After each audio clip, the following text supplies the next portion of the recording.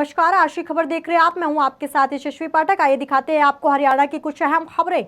करनाल में केंद्रीय मंत्री मनोहर लाल ने दिशा कमेटी की पहली बैठक में जिले के विकास कार्यों की समीक्षा की। उन्होंने परशुराम जी, कल्पना चावला और डॉक्टर मंगल सेन की प्रतिमाओं का उद्घाटन किया और बाल भवन की बहुउद्देशीय इमारत का लोकार्पण भी किया। करीब 3 करोड़ की लागत से इन प्रोजेक्ट्स को पूरा किया गया। मंत्री ने प्रधानमंत्री आवास योजना के तहत जिले में 1000 नए आवास बनाए जाने की भी घोषणा की।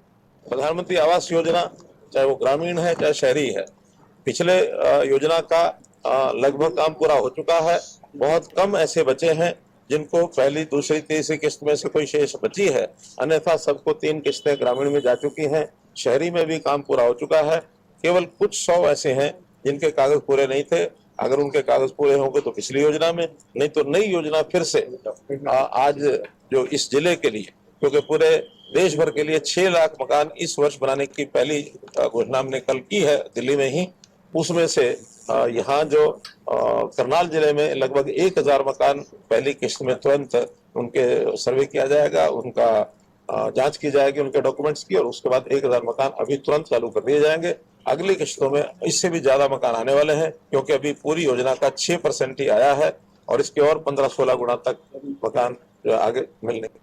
साइबर ठगी के कई मामलों की जांच के दौरान बीते दिनों गुरुग्राम पुलिस द्वारा काबू किए गए 11 आरोपियों द्वारा साइबर ठगी की पूरे भारत में लगभग 33 करोड़ 50 लाख रुपए की ठगी करने के संबंध में कुल 9226 शिकायतों का गुरुग्राम पुलिस ने खुलासा किया। एसीपी साइबर क्राइम प्रियांशु दीवान ने बताया कि जांच में सामने आया कि आरोपी task based fraud, online ticket booking तथा इंटरनेट बैंकिंग से संबंधित धोखाधड़ी करके ठगी की वारदातों को अंजाम देते हैं। देखिए, गुरुग्राम साइबर पुलिस ने गत सप्ताह तकरीबन 11 लोगों को अरेस्ट किया है और इन 11 लोगों से हमने 9 फोन बरामद किए। इन 9 फोनों की जांच के लिए जैसे ही हमने इन सभी के डेटा जो हैं वो I4C Indian cyber crime coordination centre को भेजे, तो इन्हीं आरोपियों के खिलाफ लगभग पूरे देश भर में तकरीबन 9226 शिकायतें खुली हैं और 388 मुकदमे भी खुले, जिनमें कुल ठगी की राशि तकरीबन 33 करोड़ 50 लाख रुपए। और आगे इनसे पूछताछ में जो भी चीजें आती हैं वो हम समय समय पर आप सभी से साझा करते रहेंगे।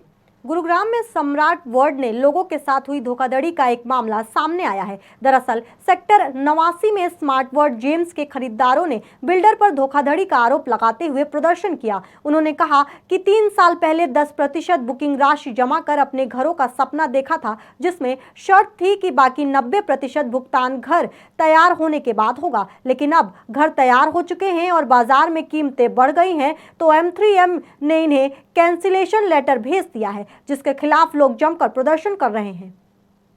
पे ईमेल किया, हम डीसी ऑफिस गए, हमने वहां पर ज्ञापन सौंपा। ज्ञापन सौंपने के बाद हमें एक लेटर मिला कि जहां पर लिखा हुआ था कि इस पे कार्रवाई होगी। अभी तक उसकी कोई इन्फॉर्मेशन नहीं है फर्दर। हम इनके स्मार्ट वर्ल्ड के ऑफिस भी गए, मल्टीपल टाइम्स गए, आज तक 20 से 50 ईमेल कर चुके होंगे। इनके ईमेल पे कोई रिस्पॉन्सेस नहीं आते हैं। ये वन वे कम्युनिकेशन करते हैं, सिर्फ अपनी मनमानी करते हैं, जब भी चाहते हैं जैसे चाहते हैं उस तरीके से बात करते हैं। सिक्योरिटी गार्ड लगा के वहाँ पर रखते हैं, वहाँ पर बाउंसर्स रखते हैं, आप एंटर नहीं कर सकते हो, आप इनसे कम्युनिकेशन नहीं कर सकते हो, one way communication all the time. हमारे जितने भी बेनिफिट्स दिए गए थे हमने इनको पेमेंट दिया। पेमेंट प्लान 2 तरीके के थे, एक 1090 था, एक 4060 था।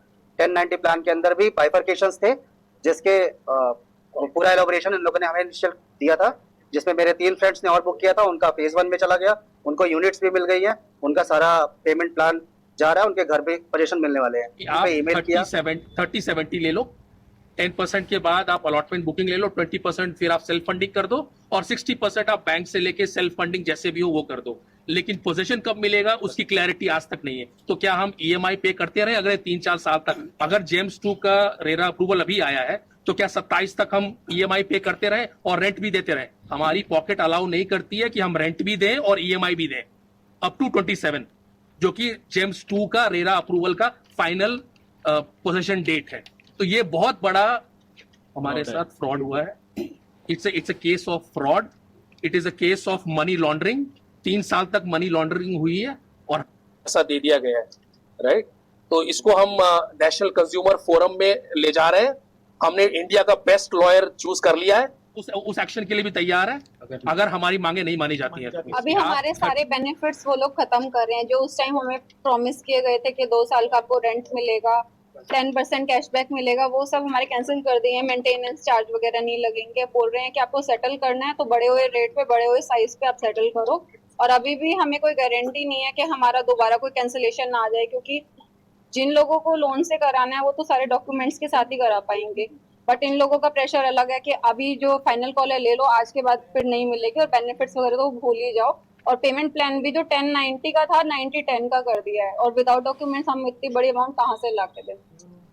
कनीना हादसे के बाद सरकार की लाख सख्ती पर भी अंबाला के स्कूल अपनी मनमानी करते नजर आ रहे हैं और छोटे बच्चों की जिंदगियों को दांव पर रखकर स्कूल बस चला रहे हैं। इसके चलते अंबाला में बाल संरक्षण विभाग द्वारा शहर के विभिन्न स्कूलों में सुरक्षित स्कूल वाहन पॉलिसी के तहत चेकिंग अभियान चलाया गया। इस दौरान सेंट जोसेफ स्कूल की एक बस को सीज कर दिया गया और अन्य बसों में मिली खामियों को लेकर चालान किए गए।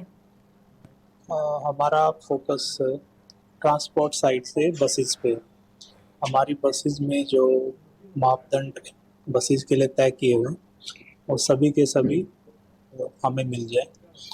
कल हमने सीसील कन्वेंट अम्बाला कैंट चेक किया तो उसमें डॉक्यूमेंट्स उनके ओके थे, बट कुछ खामियां थी, जैसे कि first aid box, fire extinguisher का, और टायर्स की जो ट्रीड लाइन होती है वो वर्न आउट हो जाती है, तो इस टाइप की खामियां मिली थी, तो उनको मौके पे ही चालान किया गया गाड़ी। इसके अलावा निर्देश किया कि नेक्स्ट टाइम अगर हम फॉल्ट मिलता है तो vehicles will be seized. Committee ने राज्य बाल अधिकार संरक्षण आयोग पंचकुला हरियाणा सरकार माननीय सुप्रीम कोर्ट हाई कोर्ट के द्वारा दी गई गाइडलाइंस जो कि सुरक्षित स्कूल वाहन पॉलिसी को लेके है, उस सुरक्षित स्कूल वाहन पॉलिसी की प्रॉपर मॉनिटरिंग ग्राउंड लेवल पे चल रही है कि नहीं चल रही है, उस चीज़ को देखने के लिए हम आए हैं। और संबंधित एरिया में जहाँ जब हम चेकिंग कर रहे हैं वहाँ अगर कोई चीज़ किसी चीज़ की कमी पाई जाती है तो संबंधित विभाग जो हमारे साथ हैं, आरटीए से हैं, फायर से हैं, डिस्ट्रिक्ट एजुकेशन ऑफिसर साथ में रहते हैं, ट्रैफिक डिपार्टमेंट से हैं, चाइल्ड वेलफेयर कमेटी हमारे साथ है, तो ये सारे विभाग मिलकर जिन जिनको लगता है कि बीच में ये कमी है उन गाड़ियों पे फिर कार्रवाई की जाए। कमेटी ने दिल्ली समेत हरियाणा के कई जिलों में वायु गुणवत्ता खतरनाक स्तर पर पहुंच गई है। यमुनानगर का एयर क्वालिटी इंडेक्स 261 पार कर चुका है। प्रदूषण अधिकारी इसे बदलते मौसम और औद्योगिक गतिविधियों का असर बता रहे हैं। नियम तोड़ने वालों पर कड़ी कार्रवाई की चेतावनी दी गई है। देखिए, एयर क्वालिटी इंडेक्स जो है अभी हमारा 200 के अंडर में था कल तक, बट आज 261 हो गया है। तो ये मौसम ही कुछ ऐसा है कि जो आसपास के ज़िले हैं वहाँ पे भी एयर क्वालिटी इंडेक्स काफ़ी पुअर स्थिति में चला गया। जैसे कुरुक्षेत्र 289 है, अम्बाला 200 के अप्रोक्स है, करनाल 289, पानीपत 295 और दिल्ली में तो 400 प्लस चला गया है। उस हिसाब से यमुनानगर की स्थिति काफ़ी बेहतर है। वजह कुछ मौसम भी है, मौसम में ट्रैप हो जाते हैं, जो ये पार्टिकल्स हैं ये ट्रैप हो जाते हैं, ऊपर नहीं जा पाते हैं, हवा भी नहीं चल रही है प्रॉपर अभी। देखिए, यमुनानगर में जो इंडस्ट्रीज़ हैं सभी ने अपने एयर पोल्यूशन कंट्रोल डिवाइसेस लगा रखी हैं। इन केस कोई वायलेशन करता पाया जाता है तो उसके खिलाफ डिपार्टमेंट एक्शन भी लेता है। हाँ, ये कारण भी है, देखो किसी इंडस्ट्री को हम पोल्यूशन करने से रोक नहीं सकते हैं, लेकिन दायरे में सीमित रहे वो काम हमारा है, वो हम करते हैं। उसकी सैंपलिंग की जाती है बाकायदा, और इन केस अगर एक्सीड करते पाया जाता है तो उसको बंद भी किया। पलवल पुलिस ने चीन में बैठे मास्टरमाइंड के इशारों पर भारत में करोड़ों की ठगी करने वाले चाइनीज गिरोह के 11 सदस्यों को गिरफ्तार किया है। आरोपियों से 9 लाख नगद, 4 लग्जरी गाड़ियां, 400 सिम, 31 मोबाइल और अन्य दस्तावेज भी बरामद हुए हैं। गिरोह नकली सीबीआई अधिकारी बनकर लोगों को डरा धमकाकर पैसे ठगता था। पुलिस मामले की जांच में जुटी है और गिरोह के देश भर में फैले नेटवर्क का खुलासा कर रही है। एक एफआईआर दर्ज हुई थी 87 नंबर, जिसमें जो परिवादी है अनिल कुमार, इन्होंने एफआईआर दर्ज करवाई थी कि इनको डिजिटल अरेस्ट करके अपने आप को सीबीआई अधिकारी बता के और 72 घंटे तक इनको डिजिटल अरेस्ट करके इनसे 88 लाख रुपए का फ्रॉड किया गया था। जो ड्यूरिंग इन्वेस्टिगेशन इसमें एफआईआर दर्ज की गई है और एफआईआर दर्ज करने के बाद इसमें 11 लोगों को अब तक अरेस्ट किया जा चुका है और उसमें से 4 लोगों को जुडिशल कस्टडी में भेजा जा चुका है और जो बाकी जो लोग हैं वो अभी पुलिस रिमांड पे चल रहे हैं। इसमें इन्वेस्टिगेशन में जो मेन फैक्ट जो सामने आया है, इसमें यही आया है कि कंबोडिया में एक चाइनीज कंपनी है, वो इंडिया में, ऑल ओवर इंडिया में उन्होंने अपने हैंडलर कम जो एजेंट है वो इसमें पूरे इंडिया में उन्होंने फैला रखे हैं। हरियाणा की खबरों में बस इतना ही। बाकी हम खबरों के लिए आप देखते रहिए आज की खबर।